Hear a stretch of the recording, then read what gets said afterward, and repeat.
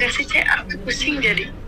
Saran aku sih yang namanya utang juga dilunasi, Mbak. Jangan kabur kayak gitu. Kedepannya, sekarang sih mungkin Heeh, kata teman sampean nggak apa-apa ya, tapi kedepannya membuat sampean tuh heeh. nggak tenang gitu loh.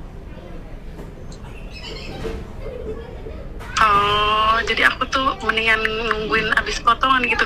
Tapi majikanku super maafan banget, Cek. Kan masa-masa potongan itu kan masa-masa adaptasi. Setiap hari dilakoni, disabari, sesuai kan tekan gen kayak gitu loh, Mbak. Kalau Hongkong itu nggak ada majikan masa adaptasi yang enak api itu nggak enak, Mbak. Pasti ada aja masalah kayak gitu loh. Ya semua saya kembalikan ke sampean. Kalau memang temennya sampean bilangnya nggak usah melunasi potongan, langsung aja kabur ke Makau, monggo. Yang jalani kan sampean. Kalaupun nanti yang kena Enggak, dia masalah kan dia juga biasa. sampean.